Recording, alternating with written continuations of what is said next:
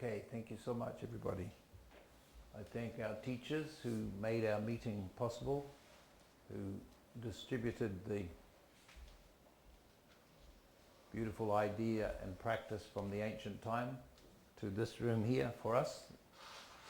I thank those teachers, and I thank you for getting it and receiving it and understanding that this is it. Strength receiving, exhale, inhale, is it.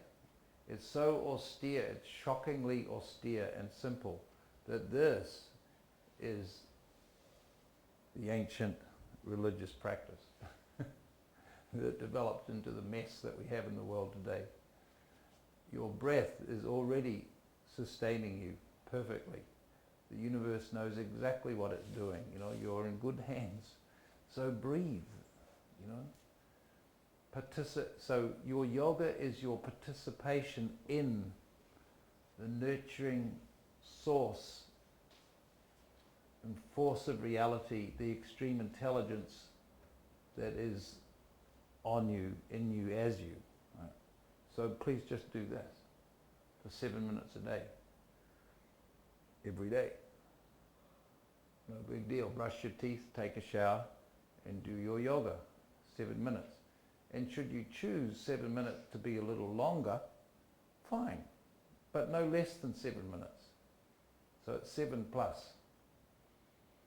And you've all agreed, you've all made the promise, thepromise.com.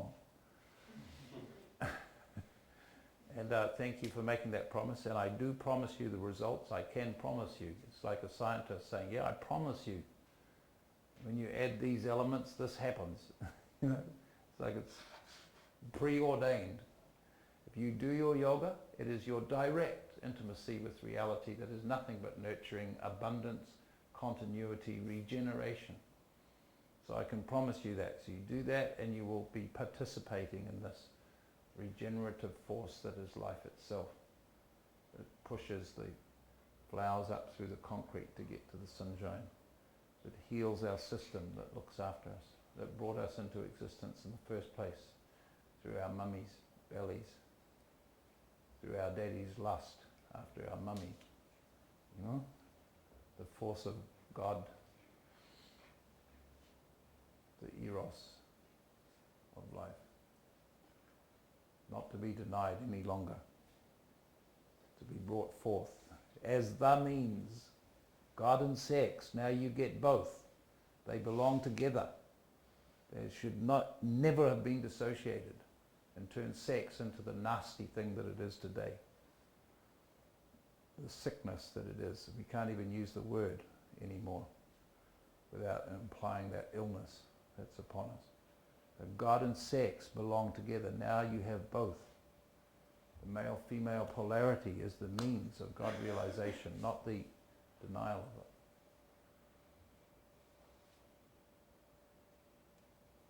Not that we have to rush out and do anything that we can't do because we've all been made dysfunctional, but we can do this.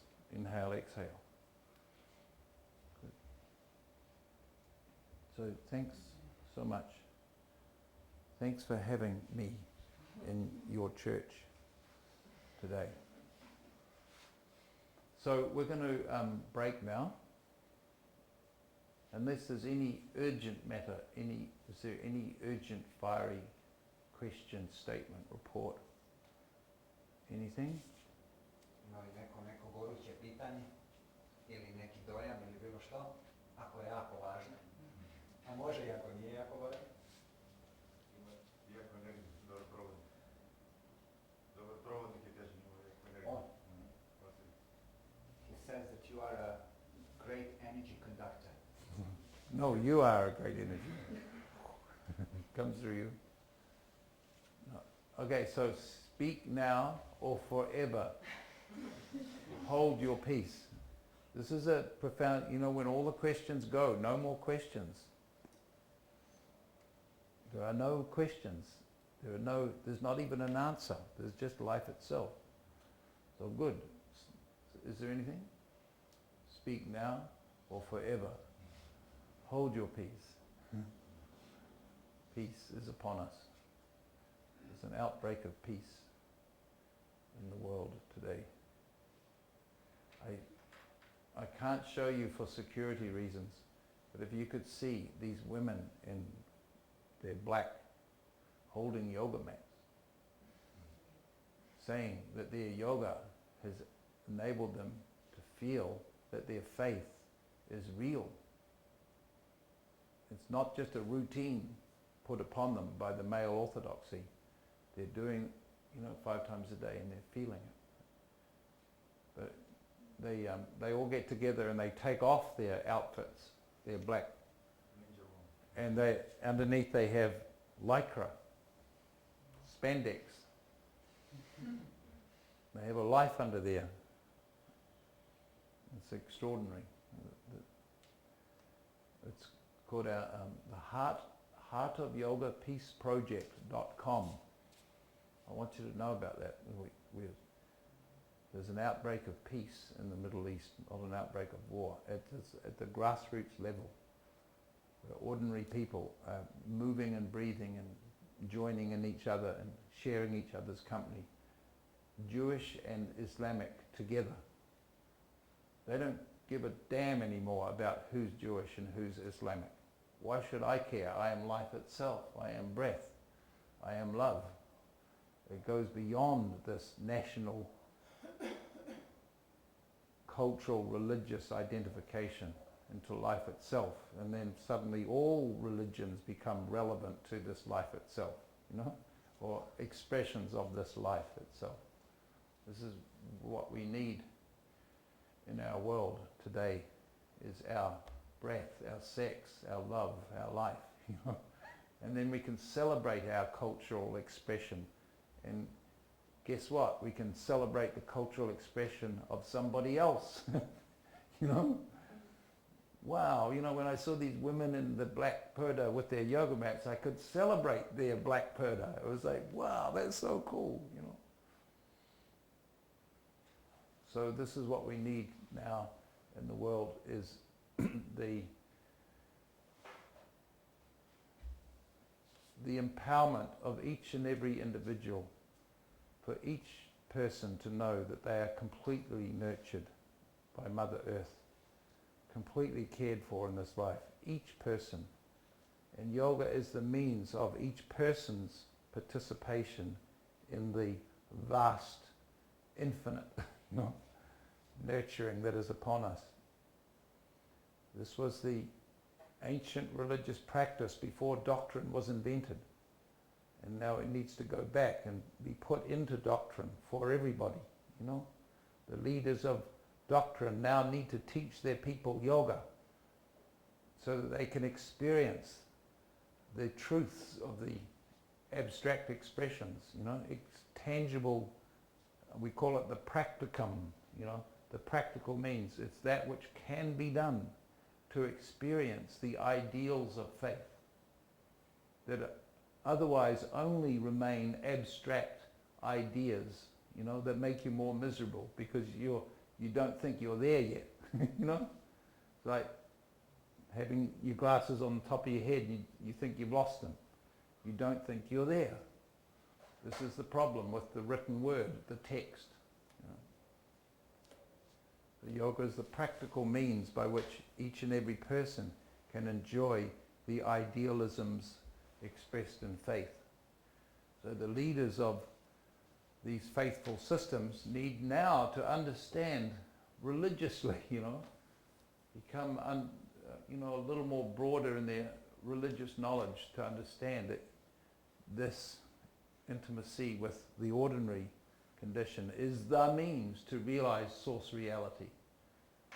Not the denial of the ordinary to get to source. This has created this misery on humanity.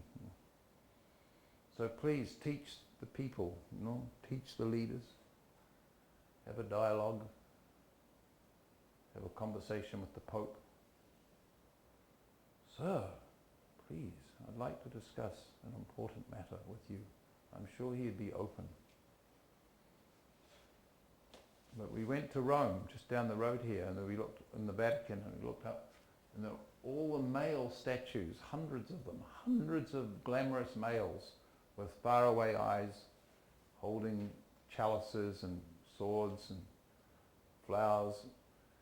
Where are the women? Where are the women? We looked and looked and looked. We couldn't see any women among the statues in the Vatican. Not one. And then we walked a bit further, and then we saw a woman, a statue, and it was Saint Catherine, but she was stooped and miserable and shrouded. So I rest my case. This is what we've inherited. This is what we must correct. And we have inherited it. It's gone in, it's still in us. We might have rejected religion, but it's still in us. It's still in our DNA. It still affected us, We are dissociated from our own life, from the pulse of life that is radiating in every cell. Right? I'm sorry, this is the situation we find ourselves in. We're in a society where everybody's in the same restriction. Everybody, even the leaders, even the sincere people teaching Buddhism or meditation, whatever they're teaching, they're restricted. So this practice is, just let your breath do the work, Have your breath in the simplest of way. Don't try to perfect asana, Just have your breath. Thank you.